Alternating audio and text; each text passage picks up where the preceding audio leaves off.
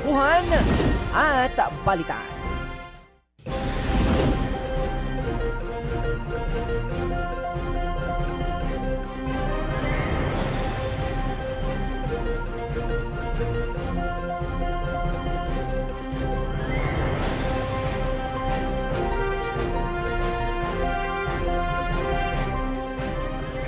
Mapagpalang araw, lalawigan ng Marinduque. Pasadahan muna natin ang ating mga balita ngayong araw. Salamat sa inyong pagsama sa ating Kuhan at balikan.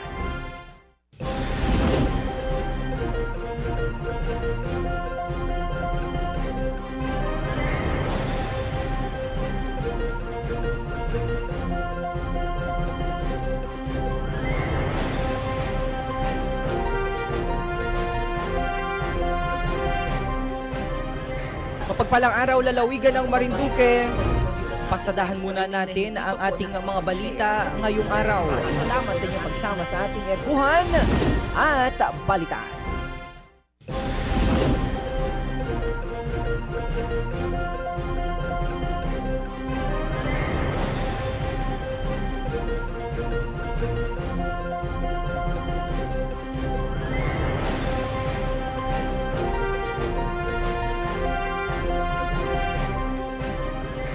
Mapagpalang araw, lalawigan ng Marinduque.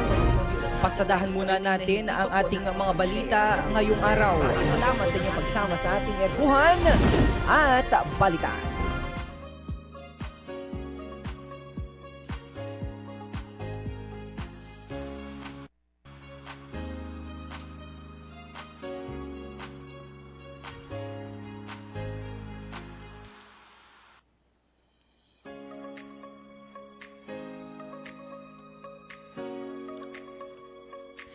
Magandang araw, lalawigan ng Marinduque.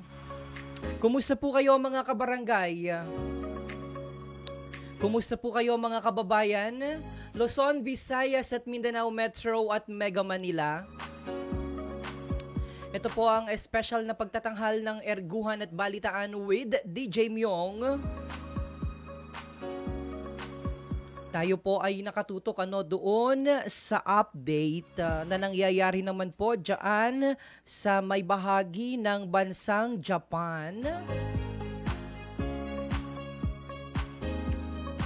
At kasabay po nito ay kanina pong umaga ay nagkaroon din po ng search and rescue operations training na pinangunahan po ng Philippine Coast Guard, katuwang po ang Bureau of Fire Protection. Gayon din po, kasama natin kanina, ang Philippine National Police Maritime.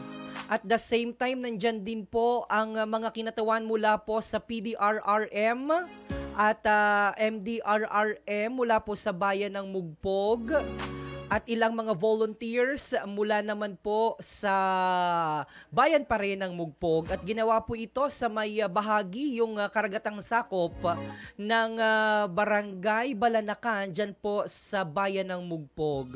Tayo po ay nakasakay doon sa speedboat ni engineer tuloy. Engineer ho kasi yung aking kakapanayamin mamaya. Ni Captain Gigi De La Rosa. Maraming salamat pala kay Captain Gigi De La Rosa at pinaalab na naman ang atin pong damdamin habang tayo po ay namamaybay mula naman dyan sa Ulong Bay. Ay yanong lakas po ng alon. Talaga namang yanong bilis magpatakbo ng speedboat nitong si Captain Gigi De La Rosa. At talagang ako ay hawak man ding totoo. At talaga namang kita ho ay halos mapigtas ang inagaong kaluluwa. Kanina ho, habang tayo ay sumama dyan naman sa search and rescue operations. Kasi alam nyo po, marami pong mga kaganapan talaga. May mga kalamidad din. Meron ilan ho, yung isang kadete dyan sa may bahaging papunta ho ng Palawan. Ay meron daw ho, tumalon daw po itong kadete na ito dyan sa may bahagi ng Nawan, Oriental Mindoro, at kasalukuyan itong pinaghahanap. Kaya naman bilang paghahanda ho sa mga ganyan o mga kahalintulad ho na mga gawa gawain. Naku, ang ganda kong mapapakita yan, yung ating video kanina, para naman makita ng ating mga kabarangay yung update na ginawa ho natin at yung napakagandang preparasyon na ginawa ng Philippine Coast Guard. Katuwang po pala natin dyan ng Philippine Coast Guard Auxiliary sa pangunguna po ng aming DAS na si Attorney Ivy Rio Florido. At ilan pang mga kasama natin mula po sa Philippine Coast Guard Auxiliary at nakakatuwa naman yung experience at talagang parang totoo dahil yung ating victim kasi parang may scenario, nagkaroon ho kami ng parang isang scenario kung saan meron isang nalulunod na pasahero nung Montenegro. Salamat pala doon sa Montenegro sapagkat sila ho yung nag-volunteer, yung barko nila yung nag-volunteer para maging kabahagi ng nasabi pong gawain ng ating search and rescue operation training na ginawa nga po ng Philippine Coast Guard. At nakita ko po dyan pala, dyan sa may bahagi po ng and speaking of PDRRM, ay happy birthday pala kay Bukal Jan Fernandez dahil birthday po ng head ng PDRRM. Happy birthday Bukal Jan Fernandez. At kanina po, pagpunta namin doon sa Balanacan, aba ay nakita ko yung barge ng Napocor. Kaya naman saktong-sakto ngayong hapon ay medyo atin hong papasiglahin ang atin pong hapon sapagkat makakapiling po natin ang atin pong general manager. Ito naman po ang pinakagusto ko dito sa ating general manager ng Marelco sapagkat ito po isang tawag ko lamang po dito agad-agad ay sagot kahit kanina lamang po ito dumating at nagabiyahe pa nung ating tinawagan, pero ito na nga po, nandyan na po sa ating linya ng komunikasyon. Makakasama po natin ngayong hapon ang atin pong General Manager ng Marelco dahil pag-uusapan ho natin, dami yung tanong ng ating mga kababayan ay bakit daw? At parang napaaga daw po GM ang Pasko dito sa ating probinsya. GM, magandang hapon po. Welcome po sa ating programa. Ito po ang Erguhan at Balitaan with DJ Myong. Una-una, magandang hapon DJ Myong sa iyong mga tagapakinig especially. At salamat sa pagbibigay ng mga ganitong time para kahit paano ay makatulong din sa amin para maliwanagan itong mga ilang nangyayari sa ating lalawigan na sabi nga na nabiblame pa kung kani-kanino, pero dapat po ito ay Marelco at Napocor na usapin lang po. Maraming salamat po. Magandang.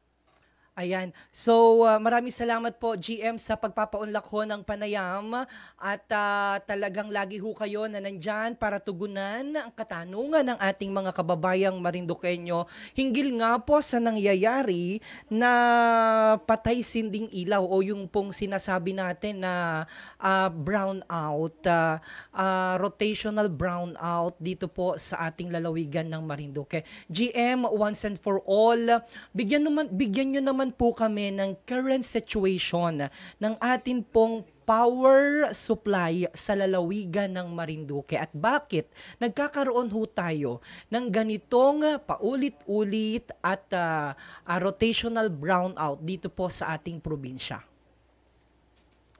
Yes po. Una-una po sa ngalan po ng mga empleyado ng Marelco at ng mga board of directors ay again po magandang hapon. Actually po, ilang araw na po ito, 2 linggo na talagang sumasakit po ang ulo namin. Hinihingi po namin ng paumanhin sa ating mga kababayan itong nangyayari ng kulangan ng National Power Corporation. Sa ngayon po kasi, ang Marinduque ay nangangailangan ng 15 to 16 megawatts na power supply. Dahil po, ang Napocor po ng mga ibang makina ay under maintenance activities, ngayon po ang naibibigay lang nila is 14.3. So nangangahulugan po na almost kulang or almost 1 megawatt or more than 1 megawatt po ang kulang ng National Power Corporation sa kanilang operation. So sana po ito, kung ganito po talaga na may kulang, na-schedule po sana natin ng maayos. Pero ang nangyayari po ay patay-sindi sa mga ibang lugar na kahit hindi naman naka-schedule.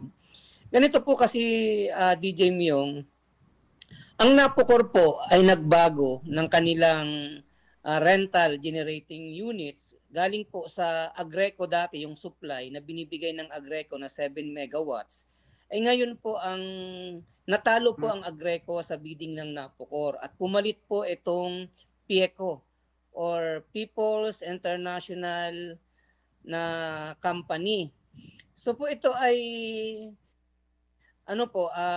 dahil po natalo ang Agreco, so nagpalit po ng mga generator na galing sa mga bagong generator na dala ng PIECO. At natatandaan ko po nung nakaraang buwan pa ito dumating sa Marinduque or early part of July, pero po syempre i-online nila yan. So ang nangyari po, habang hindi pa sila nakaka-operate, nag-ooperate pa rin po yung ibang makina ng Agreco. At nito pong nakaraang linggo, nag-schedule po na naman tayo ng shutdown para po mapagbigyan yung pag-connect po ng mga bagong makina sa ating distribution line. Pero po, sobrang daming lumalabas na problema. Ito naman po ay sa tingin ko ay technical problem, lalo na sa mga bagong makina, na sa ngayon po ang nangyaring operation nila ay biglang mag-shutdown, biglang mag-i-stop ang isang makina. Tapos nung nakaraang araw po nag-ooperate sila, nagkaroon ng fuel leak. Nung naayos po si fuel leak, nagkaroon naman ng oil leak sa kanilang mga linya. So ito po ay nagkakaroon ng mga emergency situation na bigla pong nagsa-shutdown. Ang dala pong makina ng PIECO ngayon ay 5 megawatts. At kung sabi nga po ninyo, meron pong 2 dumating ng isang araw na additional para maging 7 megawatts. Pero ang sabi po ng National Power Corporation dito, itong 2 bago ay ngayon pa lang mga kalagatian ng August ma-operate dahil siyempre po gagawain pa nila. Actually po, kanina lang po naka-receive na naman ako ng sulat from the National Power Corporation na nahingi po ng shutdown ng alas 5 ng umaga hanggang alas 8 ng umaga bukas dahil daw po ay nandiyan na yung mga truck na magdadala naman nung Agreco ng mga makina pabalik ng Manila. Hindi po ako pumayag dyan dahil sabi ko, maawa naman kayo dahil bukas ay Marinduque is celebrating Labanan sa Pulang Lupa. Labanan sa Paye bukas. Sabi ko, ang mga school, may mga camping, Boy Scout, Girl Scout, tapos may mga programa na as early as 7 o'clock. Ay ako po, kaya hindi po ako pumayag at kinausap ko naman po sila. So ngayon po ay nag-uusap ang Napocor na i-delay muna nila yung activity. Sabi ko nga, yan matatanggal nang hindi na kailangan mag-shutdown. Kasi tuhan naman kayo sa operation natin na aside dun sa mga scheduled, sobrang dami pa rin pong nangyari na unscheduled. Kasi po yung emergency po, biglang halimbawa nagkaroon ng fuel leak, emergency po yan. Pipindutin lang nila yung isang button doon, mawawala na ang kuryente sa isang feeder. Like kanina naman po, nangyari na naman na tinanggal dahil nag-shutdown yung isang makina, tinanggal ang power po from Mangyan hanggang Santa Cruz, hanggang San Vicente.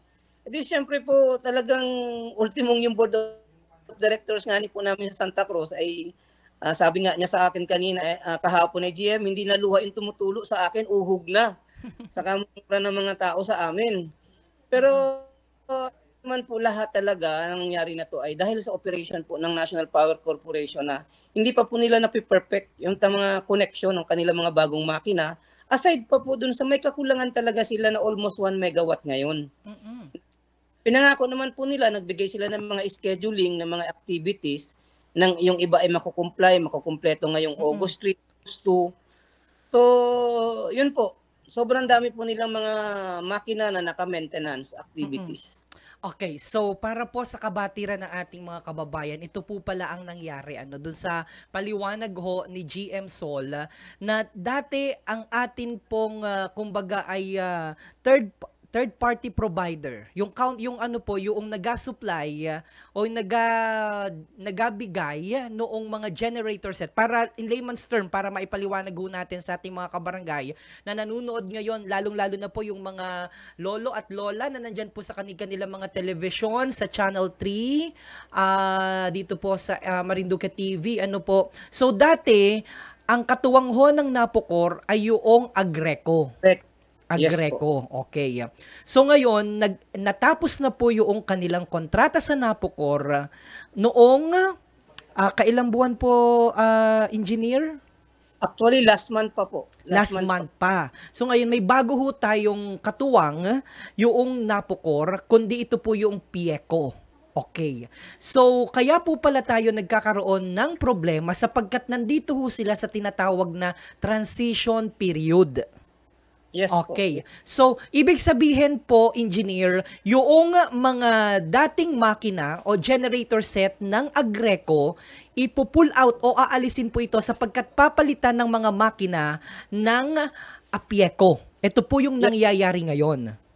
Yes po. Okay. So ngayon, dahil po sa ganitong sitwasyon, dahil nag-aalis ho noong mga dating mga generator set ng Agreco, nagkakaroon ho tayo ng problema. Ngayon, ang sinasabi po ninyo, GM, ay meron pang natitira na mga generator set ang Agreco habang kinokompleto naman ng Pieco ang kanilang mga generator set na gagamitin in the next coming days.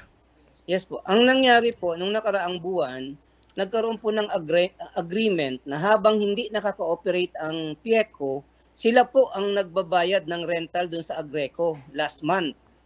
So for 1 month po, sila po yung mga taga-Pieco po ang nagbabayad ng rental ng Agreco kasi nga po ay may bago na silang kontrata na dapat sila na ang mag-deliver sa Marinduque.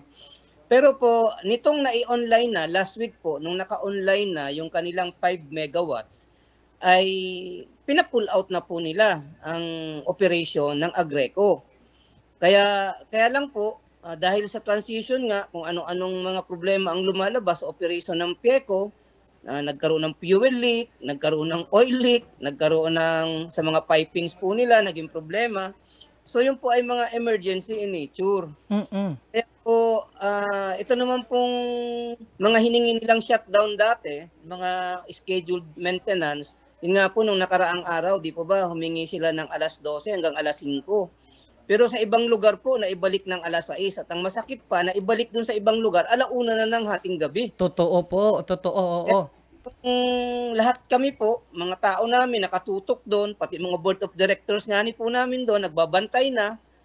At tinitingnan po ano talaga yung nangyayari. Pero hindi naman po namin hawak yung talagang sistema na kung ano yung nangyayari sa mga bagong makina.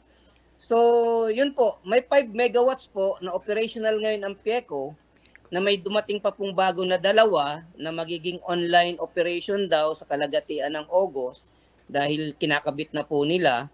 At ito naman pong Agreco ay magpo-pull out na lahat. Babalik na po lahat ng generator nila sa kanilang planta sa Manila. Okay. So, paano po yun, engineer? Kung ang atin pong, kung sinasabi niyo po na ipo-pull out na ng Agreco ang lahat ng kanilang makina, ang kanilang mga generator set, habang ang meron lamang na generator set ngayon na gumagana, sabi niyo 5 megawatts plus yung 2 na hindi pa nakakabit, ang laki ho ng pangangailangan natin, kulang na kulang versus dun sa demand na 15 megawatts. Hindi po, marami naman po tayong planta. Okay. Meron power barge sa Balanacan, nagbibigay hanggang 4 megawatts. Po tayong planta sa Torrejos, nagbibigay po ngayon ng 1.8 megawatt. Meron pa po tayong power barge sa Santa Cruz, yung nasa Buyabud, na nagbibigay din naman po ng 1.35. Okay. Wak naman po, meron din silang mga ibang makina dyan, yung kanilang nagbibigay ng mga 3 megawatts at meron pong isa na another 3 megawatts. Ang nangyayari lang po, nagkasabay-sabay ang mga maintenance activities nila dahil nga po kulang ang capacity ni Napocor ngayon. Napipilitan po yung mga makina na mag-operate ng long hours. Kaya po nakakamit sila ng mga ibang problema na unscheduled. Correct, yes. So, yun po. Actually po, ang capacity ni Napocor ngayon, sana po dapat nakakabigay sila ng 18 megawatts against sa pangalan natin na 15. Pero dahil nga po sobrang dami nilang makina na naka-under maintenance, kung ano-anong iba-ibang problema, naibibigay lang, nadi-deliver lamang po nila ngayon ay 14.3 megawatts. Kasama na po dito yung 5 megawatts ng PIECO. Okay. So, engineer, para mas maintindihan po ng ating mga kababayan, base ho sa kontrata ng Napocor at ng Agreco, ilan po ang pinoprovide na megawatts ng Agreco dati? At ilan po yung sasaluhin din ng PIECO? Dati po ay 7. 7 po yung nadi-deliver ng Agreco, na ngayon nga po ay yung napalitan ng 5 at yung bagong dating po na 2 makina para maging 7. Okay, so pantay na. At po silang standby na 1 megawatt. Bali yung 5 megawatts po, may naka-standby sila na 1 megawatt doon. Pero 5 megawatts lang po kasi yung contract nila. Okay. Plus yung 2 megawatts na additional na Reserva. na-award na rin po sa kanila, na may alam ko po may standby din sila kasi po ang rental po ang ginagawa niyan pag nagme-maintenance activity sila sa isang makina ay pinapalitan nung naka-standby. Yun po kasi ang kata nila. Okay. So, GM, naintindihan ko na po. So, bali in total yung hindi po yung megawatts na binibigay ng Napocor na hindi nakadepende doon sa mga supplier natin na generator set na PIECO o dati Agreco. Bali ilan po yun? Kasi 7, sabi niyo 18. Yung Halos total. 12 po. Halos 12 megawatt pa po yung mga makina dapat. Sana. Kaya dapat po talaga ay May buffer. Actually, dapat sana may buffer tayo, Yes engineer. Dapat may buffer tayo na at least 2 megawatts. Ay nagkasabay-sabay na ma-maintenance. May kanya-kanya pong problema ng mga makina na sabay-sabay. Okay. Actually po, halos pwede ko pong i-forward sa inyo mamaya. Nandito po kasi phone ko. I-forward ko po sa inyo mamaya yung mga scheduled na mga maintenance activities at lahat ng makina na naka-maintenance ng Napocor. Pwede ko pong i-forward sa inyo. Sige para po. maging maging Guide po namin. Opo. Guide yun, na why, yung bakit nagkaroon ng pagkukulang. Okay. Actually po, sa kontrata po ng Napocor, dahil po itong Power Barge 120 na nasa Balanacan, ay naka-schedule po kasi ito na i-dry docking. So, ibig sabihin po, dadalhin yan sa dry docking area. Hindi ko po alam kung sa Botas o sa Pampanga. Pero po, may dadating silang another 3 megawatts na ilalagay naman po sa Torrejos na planta, pamalit po dito sa Power Barge 120 habang dinadry dock. Kasi requirements po yan na dapat po ay mga ganyan na nakalutang sa dagat ay na nadadala po sa mga dry docking area para po makita kung yung ilalim niya ay walang problema. Oo. Okay. So ito po ba yun? Sinasabi niyo po yung nasa Balanacan. Yung nakikita po ngayon ninyo sa television screen natin as part of its maintenance. Yan po ay dry dock. Ilan po nga ni ang capacity na nabibigay po nito? 3 hanggang 4 megawatts po. Okay. So mga by August po ito rin aalisin? Ang usapan po namin, hanggang hindi nag-ooperate, yung additional pa na 3 megawatts, ay hindi po nila yan aalisin. Okay po. Kasi kailangan din. Kasi pag hindi po natin ito na dry dock o yung nadala doon para for maintenance, baka mas lalo itong magkaroon ng problema. Yes po. Baka dagat naman po ang maging problema. Opo. Okay. Sige po. Balikan ko lamang po yung ilan sa mga concern ko, GM. Kasi sabi nyo po, nag-pull out itong Agreco. Bakit po naman agad pinull out ng Agreco? Wala po ba? Hindi po ba nakasulat sa terms and conditions po nila na dapat bago nila tuluyang i-pull out, yung kani-kanila pong mga generator set ay dapat sinigurado na maayos na itong mga pinalitan buhat naman po sa PIECO? Yes po. Actually po, tapos na po ang kontrata ng Agreco sa Napocor. Kaya nung nakaraang ang nagbayad na sa Agreco, sabi ng Napocor, ay PIECO. Okay. Ay effective na yung kanilang delivery ng supply sa Marinduque. Noong pong nakaraang araw na humingi kami ng shutdown, na inabot nga po ng 1:00 ng madaling araw, ay po yung time na dapat mag-operate na yung yung 5 megawatts ng Pieco at naka-pull out na si Agreco. Pero po nung gabi na yon, nakahingi pa rin po ng tulong sa 2 megawatts ng Agreco dahil nga po ay ang tagal, ang daming nagiging problema na dun sa transition period o dun sa pre-operating ng ng mga bagong makina, ay ang daming lumalabas na problema. Kaya po na inabot pa ng kinabukasan para hindi na mag-operate si Agreco, prompting na yung lahat po ng bagong 5 makina na yan na 5 megawatts ang maibibigay ay operational na.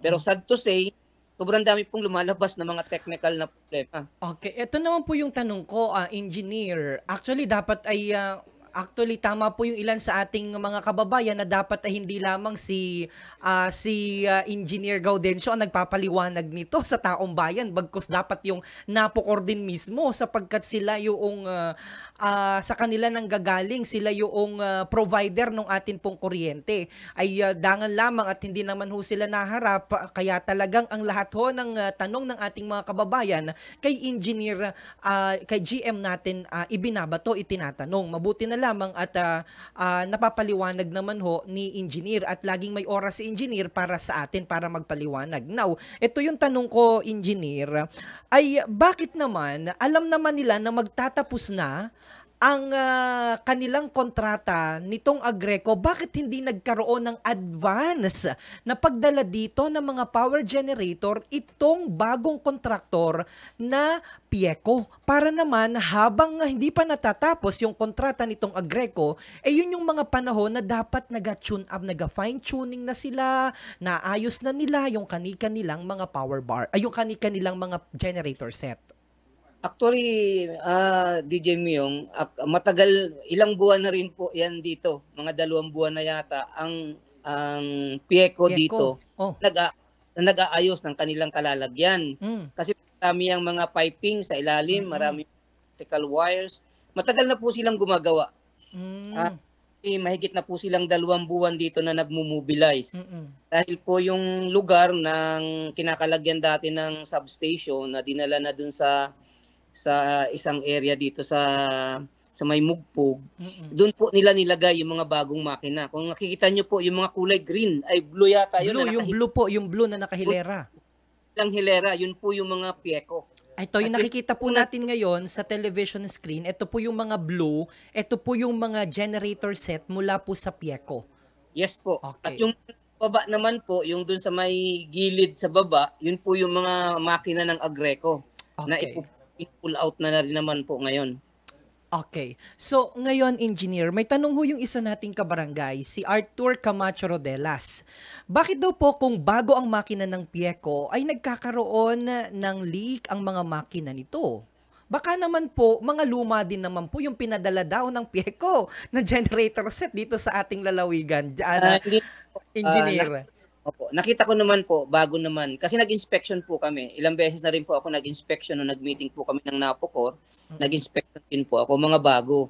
Yun naman po kasi mga leak ay nakikita sa mga pipings. Oo. Ibig sabihin for just mga fittings. Oo, para matulungan ho na maipaliwanag natin. Kumbaga, nangyayari ito habang nakikita nila ito habang isinasaayos yung mga makina, yung mga bagong makina ng Pieco. Yes po, kasi pressurized po yan eh. Malakas po ang pressure niyan. Kaya kaunting leak lang, hindi po pwedeng may leak kasi po ayan ay posibleng pagsimula ng mas malaki pang problema. Okay. Para po sa tubig natin, pag nagkakaroon po tayo ng paglilinya ng tubig, hanggang hindi po natin nagagamit, hanggang hindi po natin pinapaandara ng malakas na pressure, hindi po natin makikita na may leak. Na may problema, okay. Doon nakikita kung ano yung mga problema. Kaya sabi ko nga po, ang inasabi ko sa Napocor, ang usapan natin, hanggang hindi sure na operational na yung mga bago, sana naman hindi nyo muna pinapull out. Oo. Kasi sakit ng ulo po ito, GM talaga naman. Actually po, nagbibigay ito sa akin ng mga time na hindi makatulog, hindi kahit na hindi sa totoo lang po. Na mas kulang na kahit umiinom na ako na pampatulog. Hindi po ako makatulog sa binibigay na problema nitong Napocor. Oo. And ulang po, kahit yung mga managers nila sa Manila, medyo nagtatalo na kami dahil sabi ko nga, ano ba itong nangyayari na to? Ngayong may mga bagong elected na, Ayun na nga. na politiko dito sa Marinduque, parang lumalabas sila ang nabiblame, lumalabas na sinasabotahe. Wala pong ganun. Unang-una, DJ Myong, wala pong sabotahe. Wala pong kinalaman ang kahit na sinong politiko dito sa nangyayari na to. Kahit po sinong mayor, si congressman, si governor, wala pong kinalaman dito. Ito po ay talagang hindi ko rin po inaasahang mangyari na ako po ay humihingi ng sabi ko nga po ay pasensya. Ano po bang, kaya lang, siyempre po, pag naiinitan, paano tatanggap ng pasensya? Pero po, sabi, ang business po ng Marelco ay power, distribution line. So kung wala po kaming ma-deliver na power sa ating mga kababayan, saan din po ako kukuha ng pampasweldo ng mga tao namin, pambili ng mga poste, pambili ng mga wires, sa dami ng maintenance activities na ginagawa natin. Kaya po kung nakakalungkot po na nangyayari ito, na affected din po ang ang revenue ng Marelco. Yung singil kasi the more na kaunti, the more na hindi nagamit, ay di maliit din yung magiging revenue. Maintenance natin, ang mga tao po natin, ang mga lineman natin, takbo dito, takbo doon. Tapos gabi pa rin, kahit gabi natakbo. Yes po, ay siyempre po, pero nakikita ko naman po, hoping na makaraan ng isang linggo ay maayos na po ito lahat. Kasi talaga pong pero hindi pa po, mga August pa po. Sabagay, mga tatapos na naman po ang buwan. Kung sinasabi nyo, at least conservative approach, at least mga end ng August. Para naman at least kahit papano, ang hirap din ho kasi magbigay minsan, engineer, ng timeline, tapos kagaya ho nung nangyari, alas 5 binanggit, tapos ay alauna na dumating ng madaling araw, di ho ba? So conservative approach, baka mga last week pa po ng August, ano po ito. Bagamat yung sabi ho noong Pieco, maayos nila yung dalawang yung 2 megawatts na dumating na power generator o generator set rather ay ng kalagitnaan ng August, pero baka magkaroon din ng iba pang mga leakages or something or problema, kaya more or less baka mga August ho na last week ng August or yung month ng August ho natin ito mas mararamdaman na medyo magkakaroon ho ng improvement o magkakaroon ho ng improvement or sapat na kapasidad ang binibigay na elektrisidad ng Napocor dyan po sa Marelco para naman po i-distribute yon sa atin, tayo po ang mga consumer. Actually, DJ, ako naman po ay positive na itong dalawang makina ay mabilis na nilang mailalagay kasi po ay naranasan na nila kung ano naging problema nila dun sa bago nilang 5. Kasi po itong Pieco ay bago po ito sa mga ganitong klase ng operation. Okay. Pagkakaintindi ko, ito yung yata yung first unang niyang kontrata. Ng kanilang operation at bago bago rin sila sa Marinduque. So, ay tapos kumbaga parang ang masakit nito na katotohanan, GM, parang naging trial and error nila ang lalawigan ng Marinduque. Yes. Totoo lang po, parang ganyan po ang nangyari. Pero ako rin po DJ, hindi ko rin po inaasahan na matatalo kasi sa bidding itong Agreco. Ay ito na sila hindi na mag-mobilize. Correct. Hindi na continuous operation na lang, pero sad to say po ay natalo ata sa bidding at itong Agreco ang nanalo. Sabi nga po ninyo kanina, bakit kami lang yung nagsasalita? Sana yung Napocor. Pero ang magagawa ko lang po ay yung mga sulat na binibigay ng Napocor, yun po yung pinapaskil namin sa Facebook page, at pwede ko rin po kayong i-copy parnish ng mga letter na yon para maging basihan nyo po na constant naman po ang meeting namin, constant po ang pag-uusap namin ng Napocor. Yun naman po mga local nila dito, yung mga engineer natin dito, ay nagkakausap naman po kami ng maayos at dinadala sa meeting ito. Yun nga lang po, yung mga nangyayaring iba ay hindi naman po namin mahawakan talaga. Beyond your control. nakakalungkot na may ganito pong sistema. Actually po, kararating lang, sir. Galing ako ng Manila, kararating ko lang po alas 4 ng madaling araw kanina. At nakikipag-usap din po ako dun sa mga tamang tao na makakatulong sa sitwasyon na to. Sabi ko nga po, submarine cable connection na na-approve na ng Energy Regulatory Commission, 5.2 billion project. Sana po ito ay mag-push through talaga kasi ito na po ang long-term na solution ng Marinduque para hindi tayo umaasa sa mga generator na ganito po. Oo. Malalaking planta. Alright, totoo naman po yan. And bagamat ako po ay nakikisimpatiya dahil talagang kayo po ang receiving end ng lahat ng mga complaint ng ating mga kabarangay. Pero nadating na daw ho kasi sa punto ng buhay nila yung ating mga kabarangay na talagang nasasawa na. Pero anyway, GM. Naiintindihan po yan. Naiintindihan ko po ang bayan. Kasi consumer din po. Pag wala kaming nararamdaman ko rin po na double yung nararamdaman. Ang medyo masaklap masaklap naman ito na nangyari, GM. Ano bagat nagkataon din na umupo yung mga bagong mga halal na mga pinuno ng ating lalawigan ay di sa kanila ho talaga. Ano po, kasi hindi rin naman po natin maaalis yung punto na yan na tanungin yung ating mga bagong halal na pinuno sapagkat noon pong kampanyahan, ayan po ang kanilang ipinangalandakan sa ating mga kababayan na kanila pong pagtutuunan ng pansin. Kaya kahit naman po sinasabi nila, ang totoo naman po na magkaiba pong organisasyon ang NAPUCOR at ang Marelco bilang isang kooperatiba, pero yan ho kasi yung namutawi sa kanilang malangalabi noong panahon po ng kampanyahan. Kaya siguro tinatanong din ho ng ating mga kabarangay kung ano naman sa panig ho ng mga pinuno natin ang kanilang ginagawang tulong sa inyo para naman ho once and for all magkaroon ho tayo ng tamang at tuloy-tuloy at maayos na serbisyo ng kuryente dito po sa ating lalawigan. So, GM, meron po akong ilang mga concerns po dito, yung nabanggit nyo po, yung kasi isa po ito sa pinag-uusapan, o alam nyo na po mga kabarangay kung ano po ang dahilan, ng ganitong sitwasyon. Kasi ang sinasabi ho nila at lumabas ho sa social media na yun daw po ang power barge na nandyan po sa Santa Cruz, sa Buyabod Port, ay hanggang kailan daw po ito mananatili dito at totoo daw po ba na ito daw po ay aalisin dito po sa ating lalawigan? Ano po ang katotohanan po sa likod po ng usapin na yan? Actually po nung mga nakaraang araw, nakipag-meeting na rin po kami kay Governor Mel at saka nagpunta na rin po kami kasama ko ang mga board of directors kay Congressman. Pinaliwanag namin itong nangyayari. Tungkol naman po dito sa ating power barge 113 na nasa Buyabod Port, wala pong katotohanan na naaalis na yan. Ang usapan po namin, hanggang kailangan po yan ng Marinduque na andyan yan.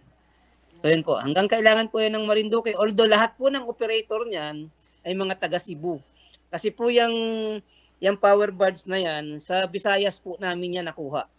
Okay. Operator niyan, na nagme-maintenance yan ay mga taga Cebu. Pero yan po ay usaping management ng NPC at ng kontrata namin sa NPC na hanggang kailangan po yung mga power barge niyan dito sa atin, hindi po yan Engineer, sino po ang nagastos ng maintenance nitong power barge natin sa Buyabod? NPC? Lahat po yan NAPUCOR. Lahat po fuel, maintenance activities, lahat po yan ay NAPUCOR. Kasi ang power barge po ay pag-aari ng National Power Corporation. Okay. Planta po sa Torrejos, pag-aari po ng National Power Corporation. Ang planta po na nasa Buwak, yung mga makina, pag-aari din po ng National Power Corporation, pati Power Barge 120, except po yung mga rentals. Okay. Lahat po yung pag-aari ng National Power Corporation. At alam ko po na nadala po dito yung Power Barge 113 kasi ang dami po kasi naging problema noon. Nung hahatake na po yan, nasira ang tugboat ng NAPUCOR, kaya walang hatak. Kaya ginawan po yan ng paraan ng ating congressman na siya po ang nagbayad para madala po sa lalawigan ng Marinduque ang Power Barge 11. Congressman Lord Alan Velasco po ito yung tinutukoy po ni GM. Congressman Lord Alan dati. Opo. Sila po ang gumastos niyan para po madala sa Marinduque ang Power Barge 113. Okay. So, Engineer, nabanggit niyo po kanina, GM, na kayo po ay nakipag-usap na sa ating pong mga pinuno ng pamahalaan kay Governor Melgo at kay Congressman Ray Salvacion. May pronouncement po kamakailan ang ating pong Congressman Ray Salvacion tungkol po doon sa sinasabi niya na windmill. Ano po ang pananaw ninyo dito bilang kayo po ay eksperto at matagal na marami na rin karanasan and experiences ho at pakipag-usap sa mga ilang nag-attempt GM na magkaroon ng ganyan. So ngayon po na muling nabuksan dahil isa po yan sa proposal ng atin pong Congressman Ray Salvacion, ano po ang inyong opinion o masasabi po dito sa naging pahayag ng atin pong Congressman Salvacion? Actually po, nung nag-usap kami kay Governor Melgo, kasama ko po yung mga taga ng Power Corporation. At kasama ko rin po ang mga Board of Directors. Nung nakipag-usap naman po kami kay Congressman Ray, ay kasama ko rin po lahat ng Board of Directors. At pinag-usapan po namin, ito naman pong wind power ay pwede. May posibilidad po. Yun nga, lahat po ng option ng renewable energy especially, tinitingnan po natin at nakikipag-cooperate naman po kami kung alin yung best talaga.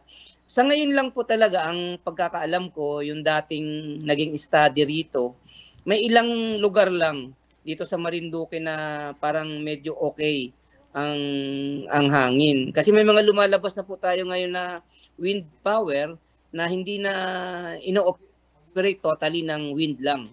Pwede na po yan. Kaya nga lang po, ang pagkakaalam ko at this time, ang mga wind power po kasi ay isa sa panakamataas ang gastos. Ang cost. Ang cost ng pagtatayo po ng wind power kasi napakamahal po ng Yun po yung pagkakaintindi ko dati. Isa po yan may pinakamataas na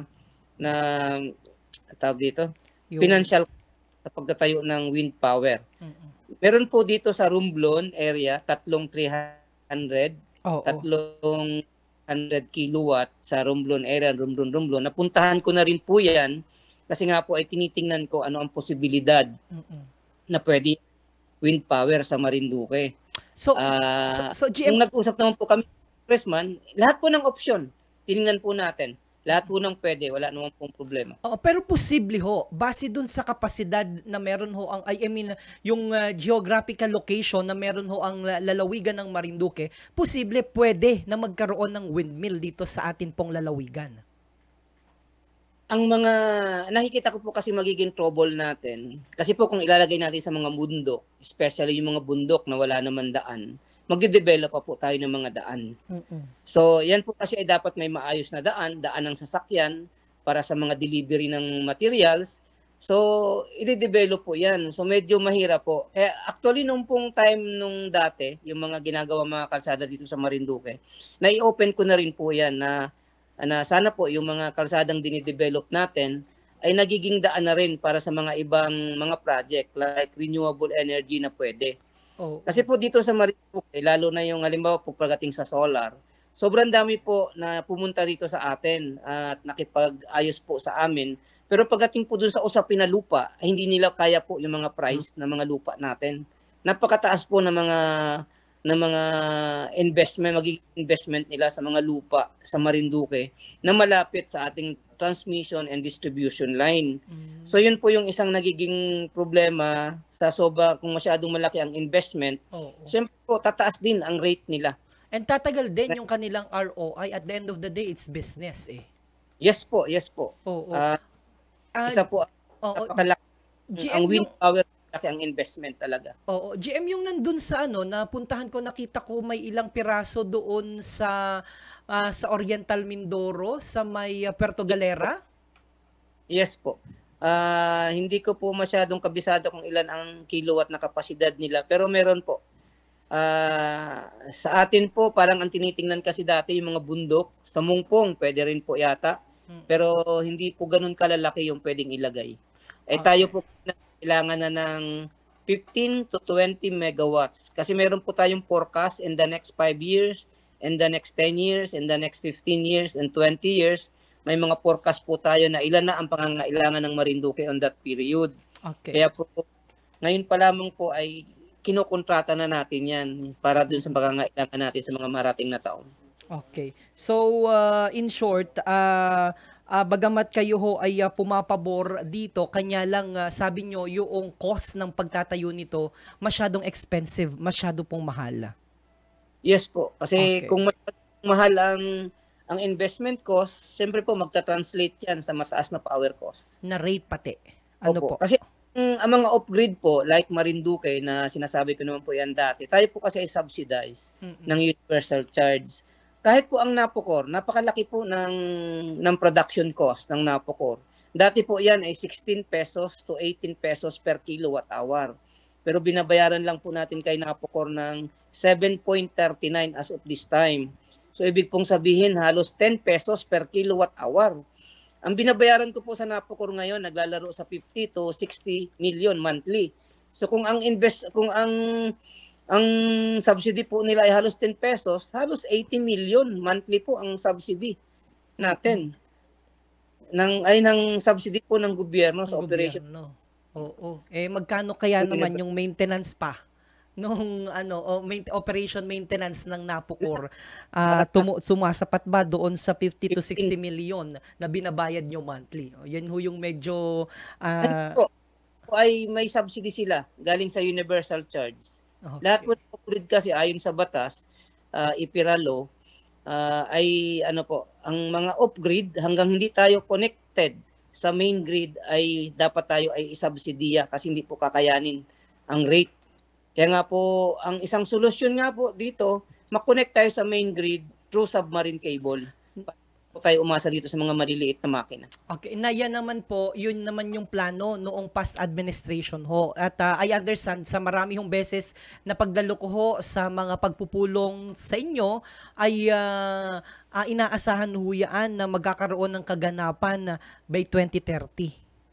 Yes po. Actually po yung approval ng ERC diyan ay 2029. Kaya lang po ay umapila ang NGCP na hindi nila kakayanin kasi nga po ay na-approve din naman ng ERC ay hindi naman doon sa timeline na ano po nila inilatag. Oo. So ano po yun? Yung 2030 mag-uumpisa pa lamang ho maglatag o magsisimula pala ang magpermahan? Hoping po na operational siya. By 2030. Ngayon po ay na sila nagma-mapping na sila, nagtatrabaho ang NGCP sa dagat, kung ano yung mga po pwede, nag-aayos na ng mga kailangan nilang ayusin. Sobrang dami po kasing preliminary activity po magawa. Pero yung pong 2030, ang pagkakaintindi ko po ay operation na. Connected na by 2030. Yes, tayo po sa main grid, Luzon. Okay. So, GM, sabi niyo po nakipag-usap kayo sa atin pong kasalukuyang Governor Melgo. At isa po siguro ito sa mga naging dahilan kung bakit sumulat ho ang atin pong provincial government sa pamagitan ng atin pong provincial legal officer na si Attorney Benedict Cartagena sa presidente po ng National Power Corporation at sinasabi po na nagre-request po sila ng additional 14 megawatts. Ang dami ho nito. 14 megawatts. Ano ang update dito, GM Sol? Yun ngang ilang megawatts, parang hirap na hirap po silang makapagbigay. Ito po yung 14 megawatts. At least baka naman on staggered basis. Pero ano na po ang status nito? Meron po ba kayong update? Tayo po, sir, tayo po ay may kontrata sa Napocor. Yearly po ay may increase na base po doon sa ating forecast na kapangangailangan ng province. So yun naman po ang nakatuon din ang Napocor doon kasi alam naman po natin ang Napocor na umaasa rin sa budget ng national government na binigay na government entity po ang National Power Corporation. So umaasa din po sila dyan na nabibigyan ng budget na ang Napocor po, ang sinasabi naman nila kung ano yung kontrata nila sa atin, sa Marinduque, especially sa Marelco, ay i-deliver naman nila. Nagkakaroon nga lang po ng mga ganitong pagkakataon minsan. Yung pong sa 14 megawatts, hindi ko po alam kung paano yan i-treat ng Napocor. Pero sa power po, ako po, ang pagkakaintindi ko sa kontrata sa power, hindi po tayo pwedeng mag-over-contract. Kasi po ay kung ano yung kontrata natin na hindi natin nabili o hindi natin nagamit, ay babayaran po yan natin.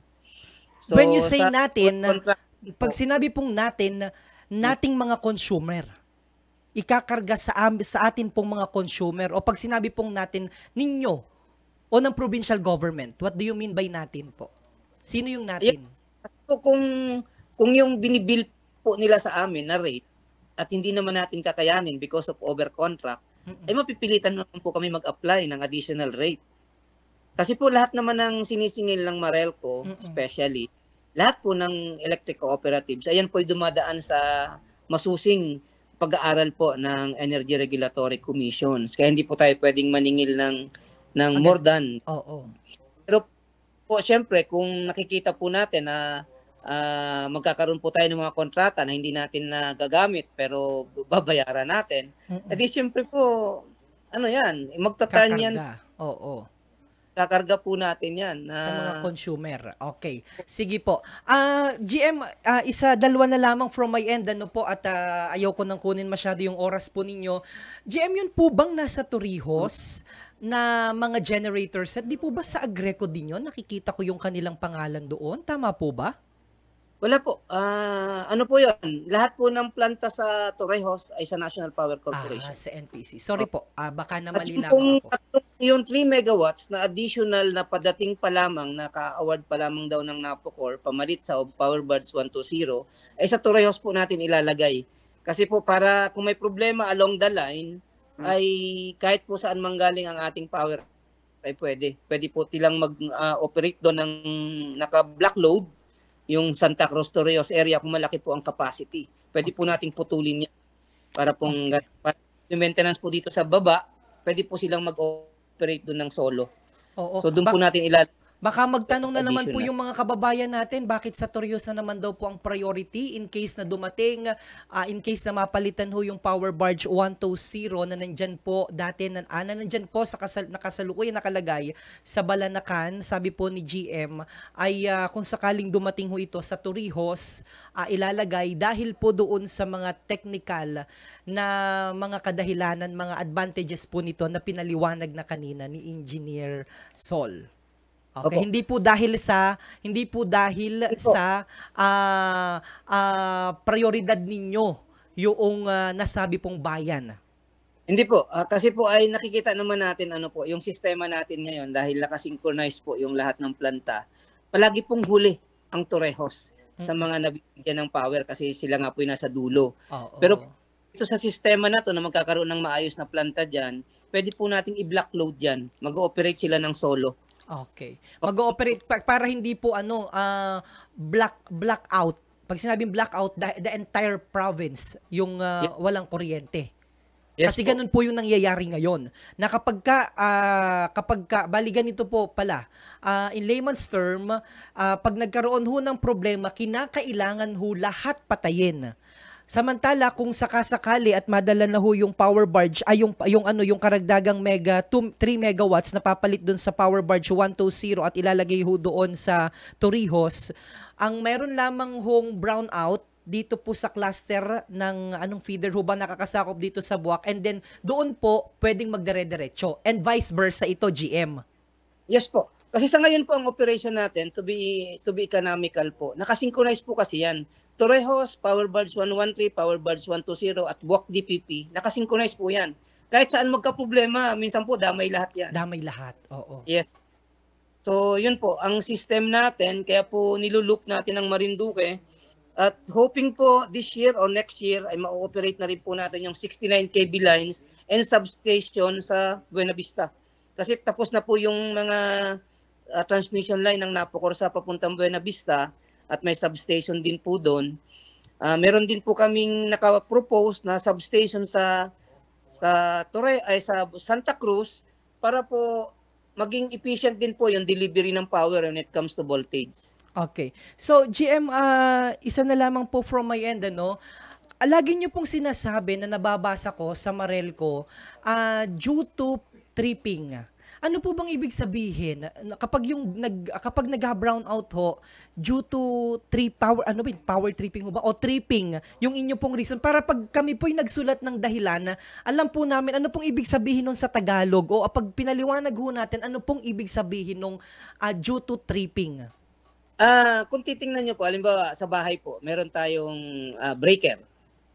Pag yan po ay nakasense ng fault, magti-trip po yan, mag-o-off. So, yung pong mga makina ng napokor din, pag may nasisense pong problema along the line or doon sa makina mismo nila, sa system nila, kusa po kung yung protection po nila ay kaya, biglang mag-o-off. Mag-o-off yung protection. O kung hindi kaya, yung makina biglang mamamatay. Okay. In short, dahil sa nasirang makina ng napokor. Lahat po ng fault na nasisense ay yan po ay pinapagsimula ng shutdown. Biglang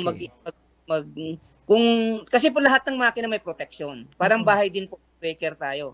So pag nakakasense po yan ng problema, mag-trip off. Yun po, trip kasi trippings. Kaya kasi ang sinasabi ho doon ng ating mga kabar, nandiyan na naman yung nandiyan na naman yung Marelco, nanti-trip na naman. Pinatayan na naman kami ng kuryente dahil kami inapagtripan. Na automatic off. Yun po yung automatic off. Okay. Alright. Sige po, GM. May suggestion ho dito.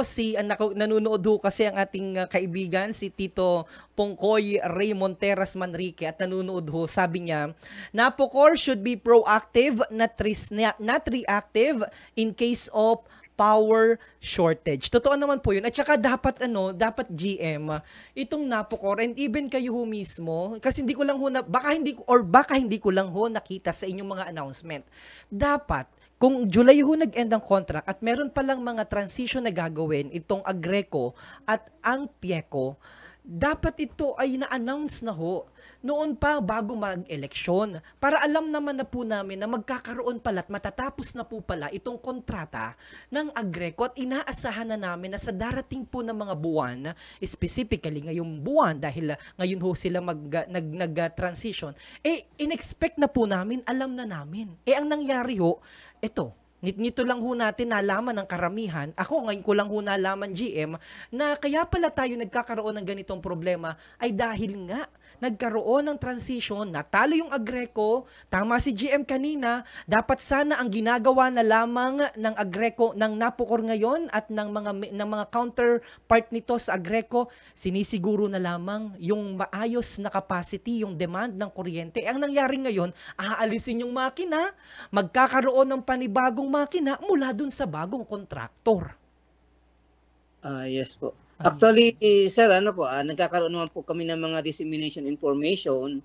Lahat po ng mga employees namin, pag nagkakaroon po ng mga dissemination information, kahit po sa Facebook namin, alam ko po na ilalagay yan na magpapalit po ng... Kasi ang Napocor naman din po, hindi naman din po kami updated agad sa nangyari ng bidding. Kasi inside, po nila yan in-house po nila. Internal po nila ito? Internal thing? Opo, basta amin lang po, ang kailangan namin, i-deliver nila yung pangangailangan namin ng pangangailangan natin ng kuryente base sa contract. Okay. So yun po, kung sino man po yung company na papalit nila or whatever, ay sila po kasi ang nakakaalam niyan. Nalalaman lang po namin yan pag nagtatanong kami ano na nangyari dun sa mag-expire na yung contract in the next 3 months, ay sir, may na po, nagkaroon na po ng bidding. Pero na-award na po. Ito na po yung nanalo. Evaluation na, pero parang po. Ganito. Parang ganito. Pero as long as nalaman po agad naman namin yan, inaano po naman namin agad yan, ina-announce in our part. Siguro po yung Napocor din ay maging proactive. Naging proactive. Tama po si Sir Pongkoy doon. Actually po si Sir Pongkoy, nagkakwentuhan lang kami sa barko last week. Nagkita kami sa barko. Yes po. Ayun. So now alam na po natin ang sitwasyon. GM, Bagamat alam ko yung ating mga kababayan ay talagang nag-asawa na ho. Pero makinig ho kayo sa mga kaparehas o kagaya nitong pahayag, impormasyon para naman po lubusan yung maintindihan at maunawaan ho natin ang mga punot dulo ng lahat-lahat ng ito. At the end of the day, GM, mensahe nyo po sa ating mga kababayan. Alam ko pong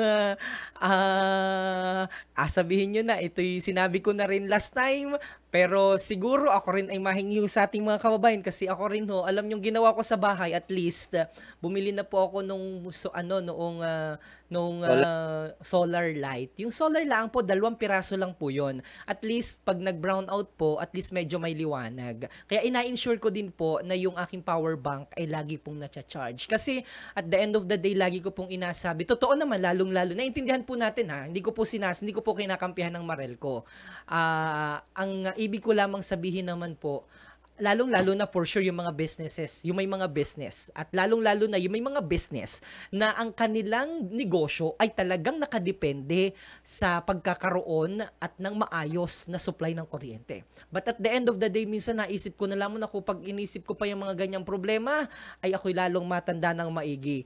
Kaya sa paraang kaya ko, ay ako'y magawa ng ganiri para naman hindi ako masyado mamroblema. Pero ibang sitwasyon naman, at naiintindihan ko po, baka sabihin nyo si DJ Myong nakampi sa Marelco. Of course, naiintindihan ko po yung setup, yung sitwasyon ng ating mga magnenegosyo, ng ating mga negosyante. Alam ko po kung gaano rin kalaki ang bilang ng mga nalulugi po sa inyo kung sakasakaling may brownout. Pero sabi nga ni GM Sulu kanina, sino ba naman ang may gusto nito? Sino ba ang may gusto na araw-araw na inaratrat ang si GM?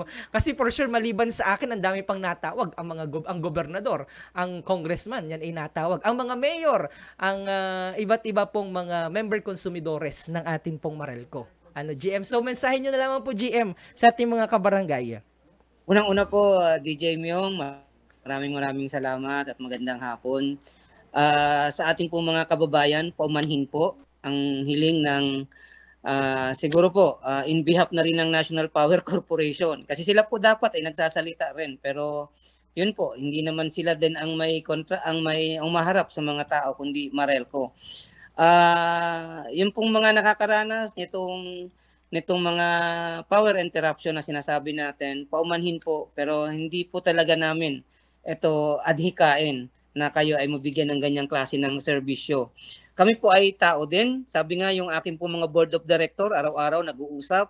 Maya-maya nagkakaroon sila ng usap sa nangyayari. Sabi nga sa akin ng isang director dyan sa Santa Cruz, si Director Glenda Mercader, GM, hindi na luha ang tumutulo sa akin, uhog na talaga pero sana po ang ating mga kababayan ay wag naman po sanang masyadong below the belt ang ating tao rin po kami. Ang negosyo po ng Marinduque Electric Cooperative ay kuryente. Pag wala po kaming ma-deliver sa inyo, wala rin po kaming business. At kami naman po hindi rin tumitigil na hanapan ng paraan, hanapan ng solusyon. Ito po, kaya nga po nung napa-approve natin ang submarine cable connection, ito po yung nakikita ko na long-term na solusyon na sa probinsya ng Marinduque at hindi na po tayo aasa sa mga generator. Kasi ano pong asahan natin dito sa ating bayan? Kung hydropower, hindi naman po kakayanin ang mga ilog natin, ang malalaking hydropower. Ang wind, sana po umayos ang mga hangin dito sa atin, maging sana posible. Solar, inaayos na po namin ngayon ang 10 megawatts na solar supply para po sa pagkakataon ng araw ay nakakatulong sa supply ng kuryente. Kasi po ay talagang lahat na po ng paraan hinahanap po namin, lahat na po ng negosyante ng power, inusap na po natin. Umaharap po kami sa lahat ng mga nagpo-propose. Ngayon nga lang po, pag ang usapin na ay power rates, yung pong rates ang pinapag-usapan natin, kung nakikita po namin ito na magiging malaki ang epekto sa ating mga konsumidores din po, ay nagdadalawang isip din po kami na makapasok dyan. Kasi po ay tayo rin po ang magsasuffer ng pangmatagalan. Kaya bear with us po at maraming salamat sa mga ganito pong istasyon ng radyo at saka television na nagbibigay ng time para po kahit paano ay may parating namin din ang mga eksplanasyon na iniintay din ng ating mga kababayan. At muli po, sa ngalan po ng Board of Directors ng Marinduque Electric Cooperative, mga manager ko, mga empleyado, kami po ay palaging nandyan. Magsiservisyo po kami hanggang kaya namin at mag-explain po kami hanggang pwede. At sana po maintindihan natin po. Nako, ayun, maraming salamat po GM at ang akin din pong pagsaludo sa atin pong mga linemen, sa atin pong mga utility workers na talagang nagsasakripisyo rin. Talagang inakain at inalunok na laang ho ang lahat ng mga complaint at bato ng ating mga kabaranggayan. Panghuli DJ, wala pong kinalaman ang kahit na sinong politiko sa nangyayaring ganito na supply ng power natin. Salamat po. Nako, maraming salamat po GM sa inyo pong sa panayam po nito at sa pagbibigay po ninyo ng oras para po maipaliwanag sa atin pong mga kabaranggayan ang kasalukuyang sitwasyon ng atin pong elektrisidad sa lalawigan po ng Marinduque. At sabi nga po ni GM, sana po at by mid ng August ay tuluyan na pong ma-connect ito pong bagong dating na 2 megawatts mula naman po sa PIECO. Once again, GM, maraming salamat po and God bless po. In regards po ako kay GM. Thank you rin po. Thank you po, mga karating. Maraming salamat. God bless po. God bless.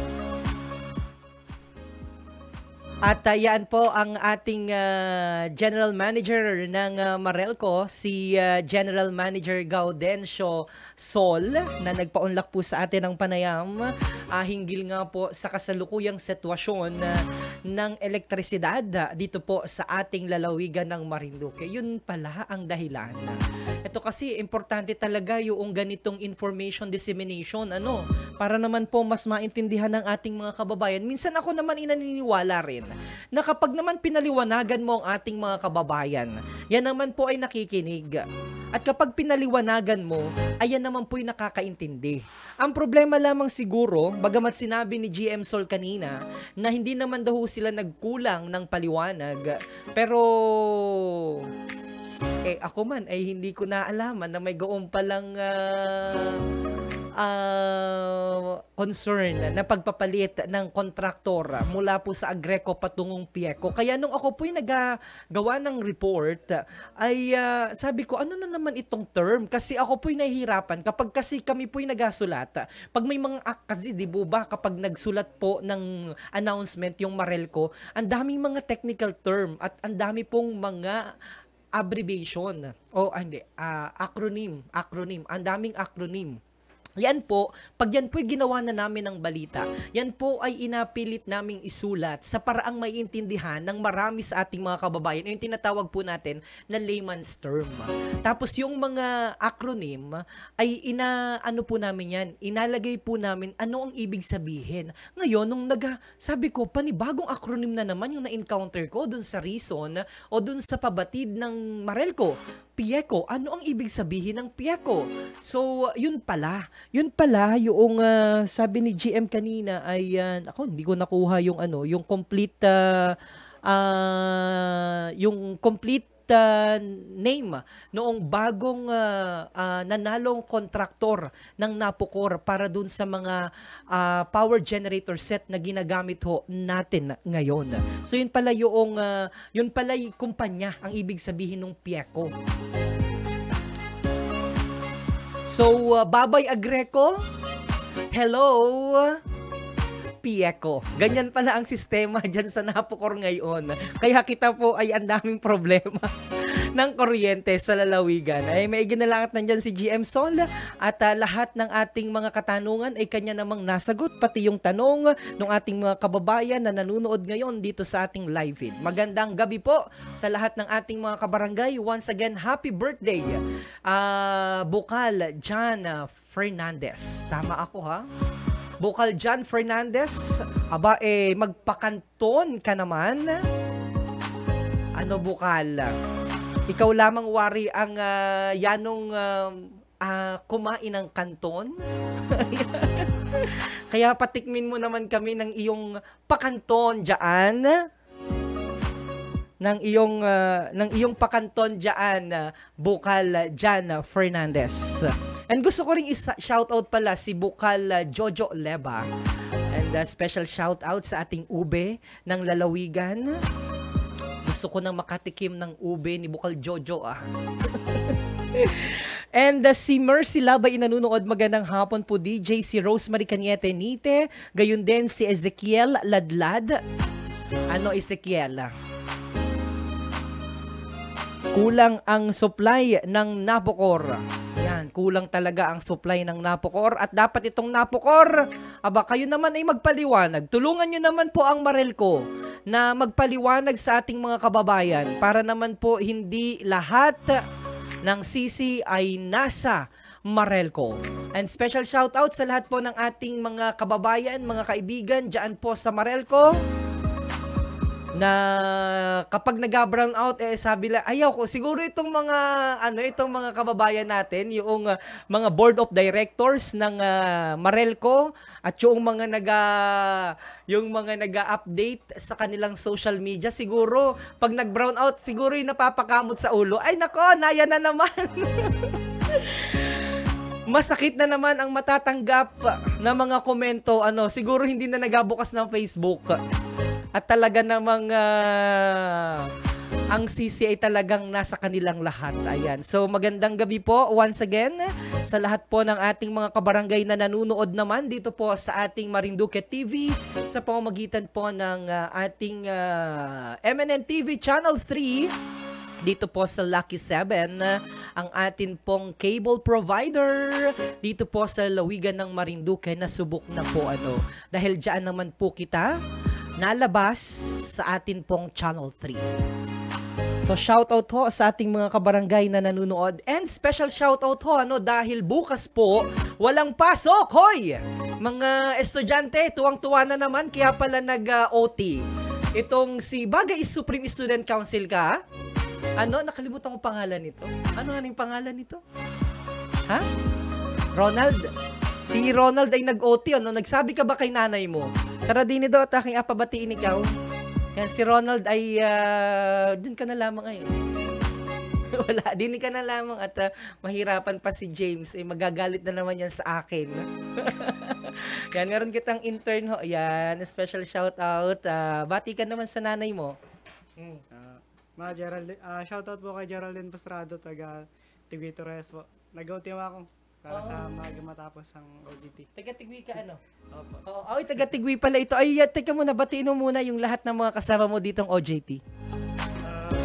Sa mga kasama ko mag-OJT kana Jimay Mariola, kay Roel Panoga, Janine Sarno, Rockman Didagon, tsaka kay Ashanti Gwen Kimora.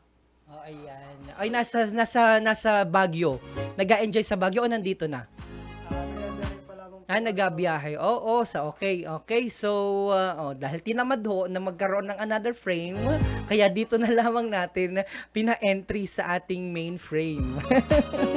Sa lahat ng mga taga-ESTI, special shoutout po pala sa inyo. And kay Vilma Permejo Clavero, si Ate Vilma, ang aking kabarangay, ang aking kapurok, hindi pala, ang aking kapitbahay dyan sa Mabukda.